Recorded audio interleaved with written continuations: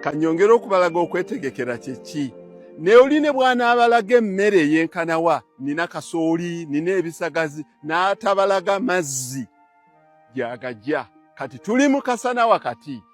Kasita omuntu ta harvesting, kati nze wali nina tanka, harvesting amazzi buli nkuba lwetonya lita emitwalo 12. Nina ezamutwa ninawo lita wali tanka 14. Naye toyimiriranga ku nkuba. Kati kambalaga okwetegekera kambatwale ku nzizi, nina enzizi 3. Bwe manjagadde kufukirira bisagazi byange ne mbifukirira. Naye okusingira ddala ekisolo ne bwe kiba kiremeddwa okufuna ekyokulya naye nga kirina amazzi.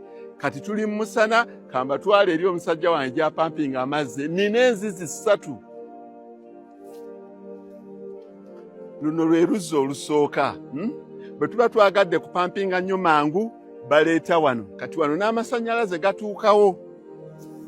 Luno lwe lwokubiri. Yes? Kati tugende ku lwokusatu wali.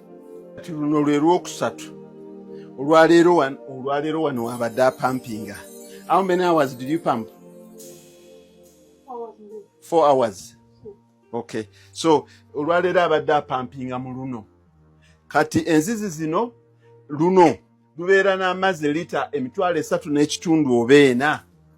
Kyenva ndwagala ennyo, kati kyenva nasima ennyingi. Kati luno luteeka mu pump, ne tukuba, ne tusindika, ne tuwambusa. Kati bw'oba oyagala kufukirira olina kukozesa enzizi zino. Kiwaamuko ku magezi nti no tukozesenga enzizi ze basimisizza omukono.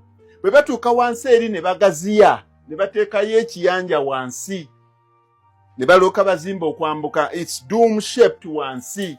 Zino ze basimisa ebyuma tezivaamu mazzi mangi. Bw'oba oli wano around Lake Victoria region osimisanga ba mukono.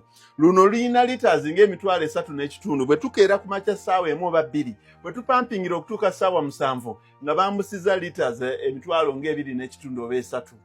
Kati bwe tuba twagala matonotono nga tugenda ku ziri, kati luno lwa mukono na oli lwa mukono, oluli olunamba emu lwa kyuma.